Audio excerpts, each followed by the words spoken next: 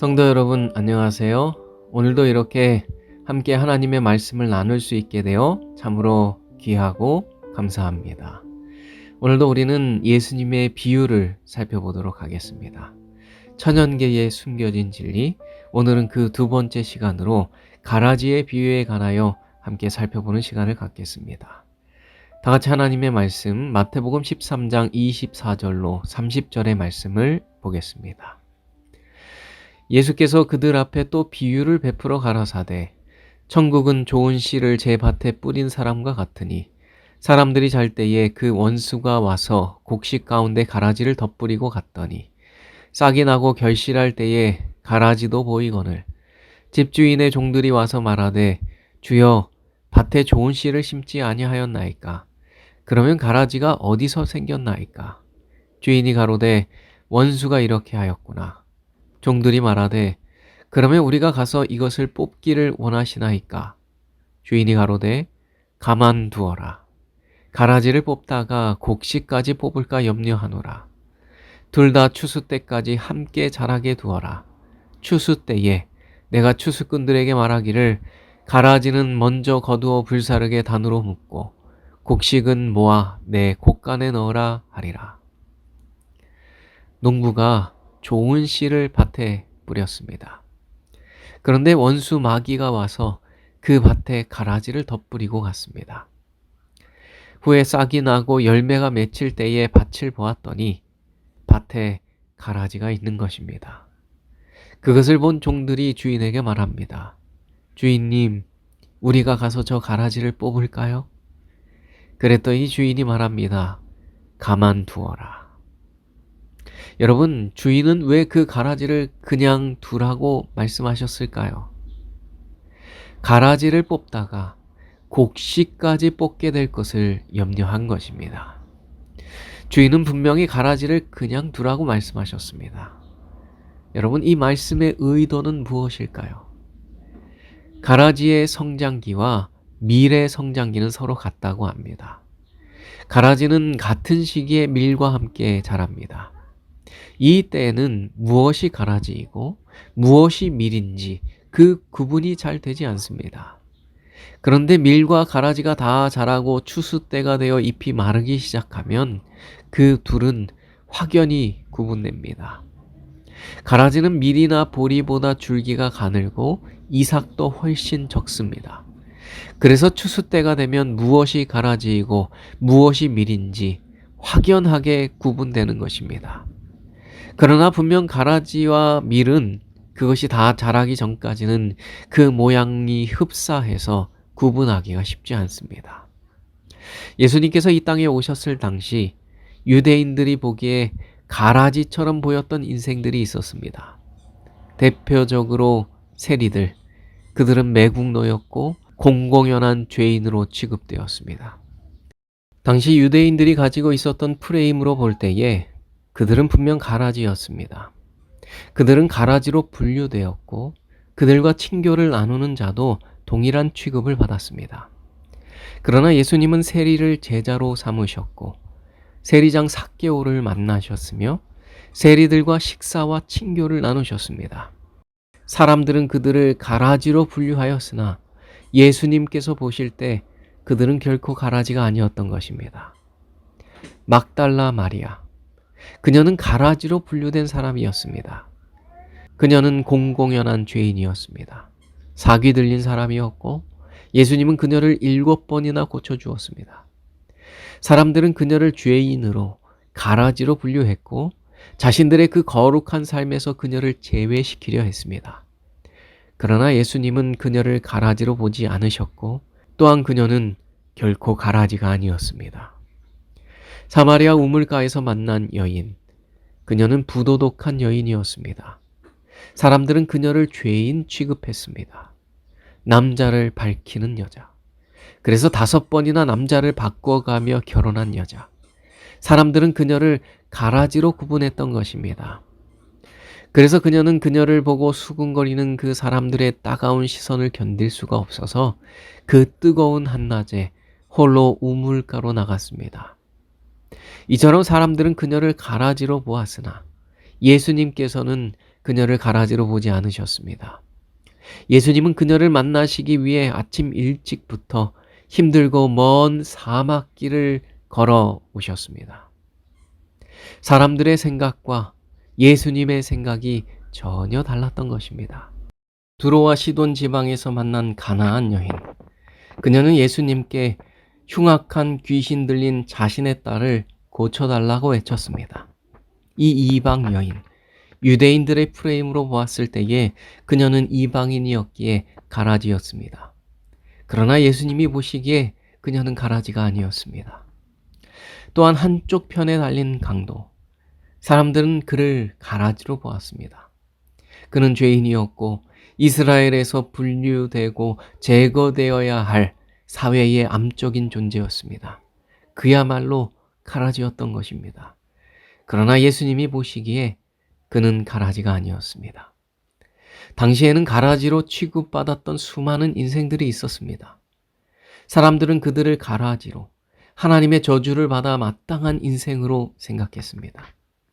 그들이 가지고 있었던 그 프레임으로 사람들을 분류하고 정죄하고 가라지처럼 보이면 그들을 제거했습니다. 그러나 예수님이 보시기에 그들은 결코 가라지가 아니었습니다.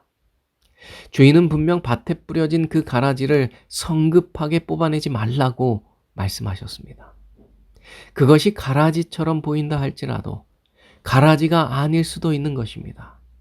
가라지가 아니라 곡식을 뽑을 수도 있으니 그것을 가만두고 인내하라고 말씀하신 것입니다.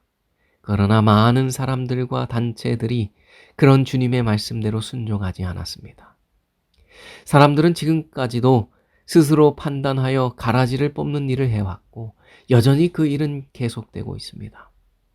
너무나도 놀라운 것은 가라지를 뽑는 그 일을 하나님의 이름으로, 정의의 이름으로 하고 있다고 하는 것입니다. 예수님 당시에도 그런 사람들과 그런 집단들이 있었습니다. 예수님 당시 열심당원 또는 셀롯인으로 불리던 사람들이 있었습니다. 이들은 동족일지라도 알곡과 가라지를 철저하게 구분하는 사람들이었습니다.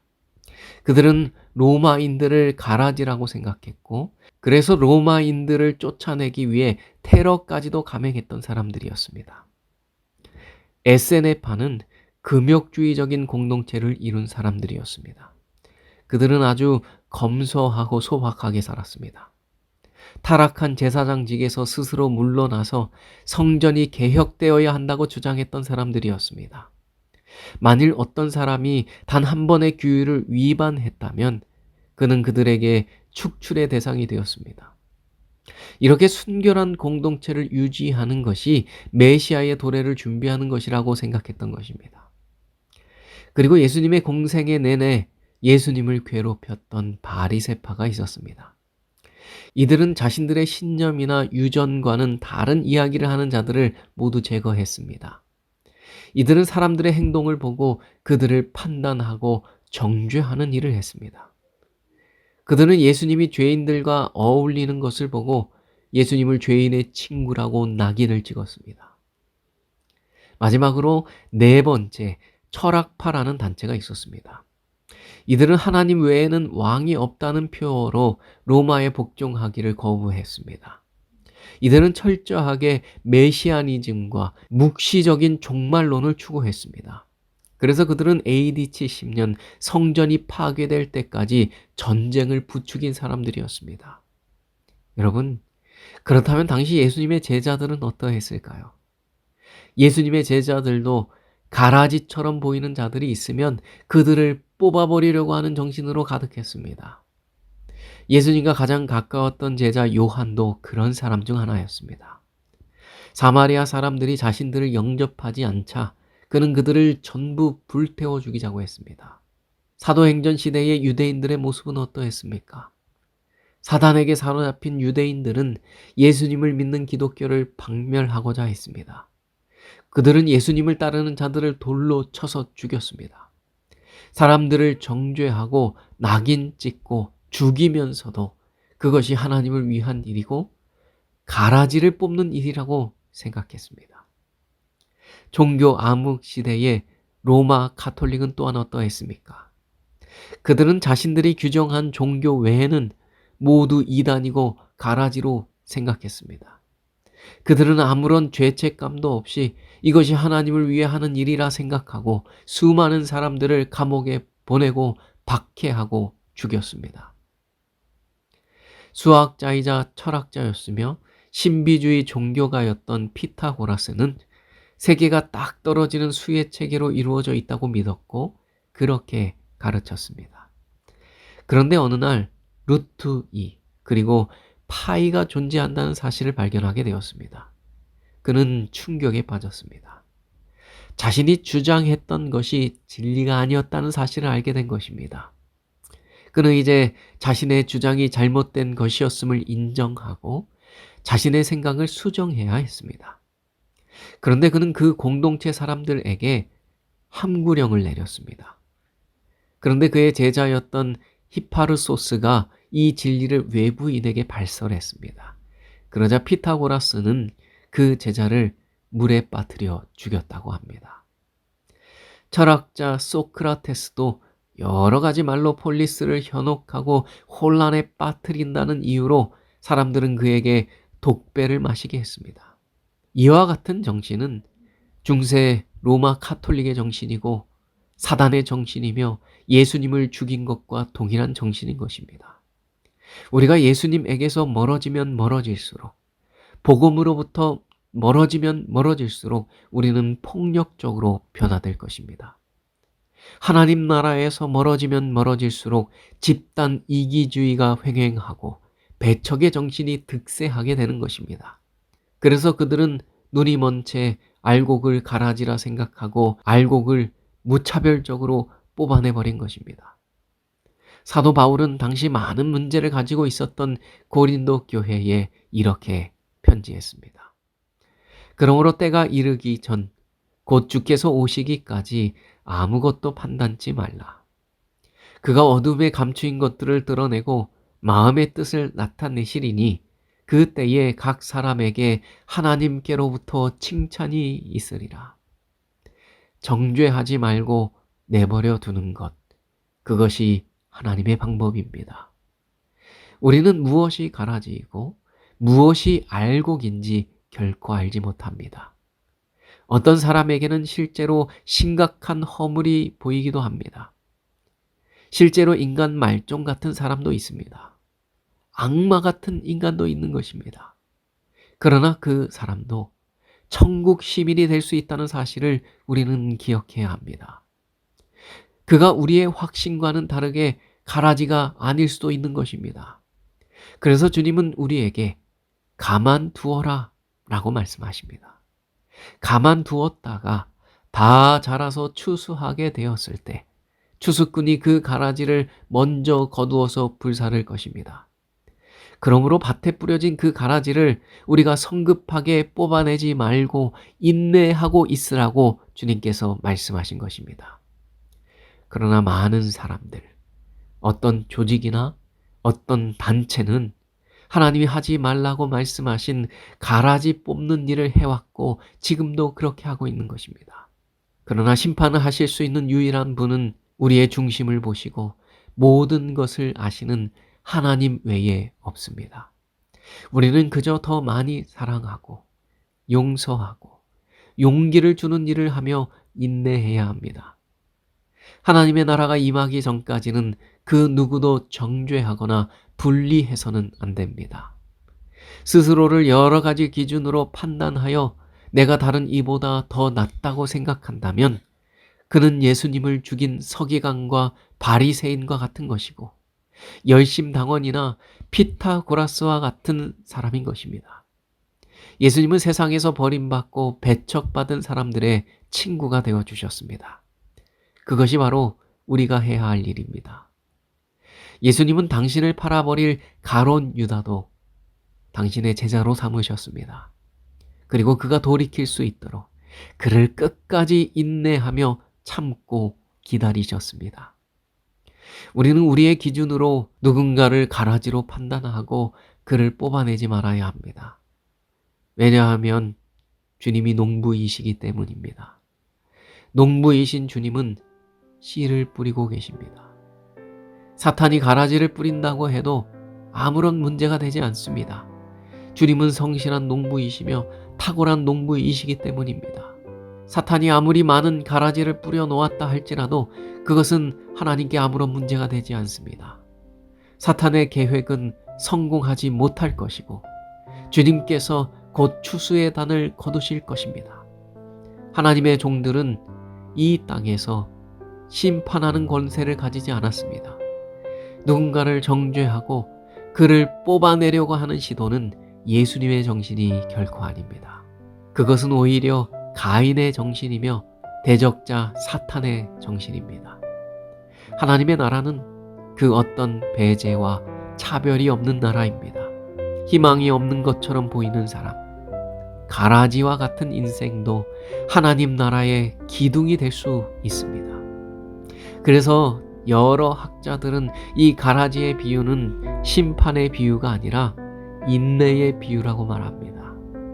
가라지의 비유는 정죄하거나 판단하지 말고 사랑으로 인내하라고 우리에게 말해주고 있습니다. 그러므로 우리의 모든 판단과 모든 심판을 하나님께 맡기고 우리는 오로지 인내로 열매를 맺게 되는 그 놀라운 축복이 저와 여러분에게 주어지게 되기를 간절히 바랍니다. 퀴즈의 시간입니다. 다음 네모에 들어갈 알맞은 말은 무엇일까요? 종들이 말하되 그러면 우리가 가서 이것을 뽑기를 원하시나이까? 주인이 가로되 네모 가라지를 뽑다가 곡식까지 뽑을까 염려하노라. 지금까지 강의를 잘 들으셨다면 정답을 문자로 적어 보내주시길 바랍니다. 잠시 음악이 나오는 동안 오늘 우리가 함께 나눈 말씀과 또 내일 수술을 받으실 임정지 집사님을 위해 기도하는 시간을 갖도록 하겠습니다. 그리고 5분 뒤 제가 마치는 기도를 하고 이 모든 순서를 끝내도록 하겠습니다.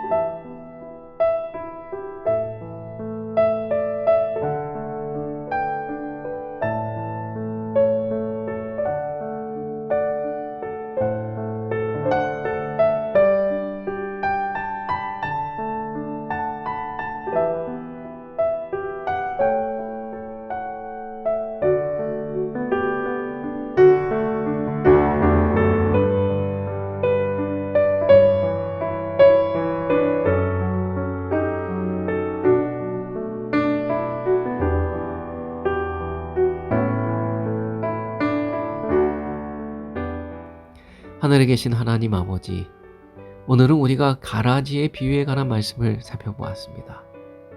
우리는 누가 가라지이고 누가 알곡인지 알 수 없습니다. 그러므로 우리가 누군가를 정죄하거나 판단하지 않을 수 있도록 도와주시옵소서. 오로지 우리가 사랑으로 우리의 이웃을 섬기고 우리의 눈에 가라지 같아 보이는 자도 사랑하고 그를 인내할 수 있도록 우리에게 힘을 더하여 주시옵소서. 또한 큰 수술을 앞두고 계신 우리 임정지 집사님에게 함께하여 주셔서 그 수술을 주님의 은혜 가운데 무사히 잘 마칠 수 있도록 도와주시고 그 수술하는 모든 시간 동안 주님께서 내내 함께하여 주시옵소서. 사랑이신 예수님의 이름으로 기도합니다.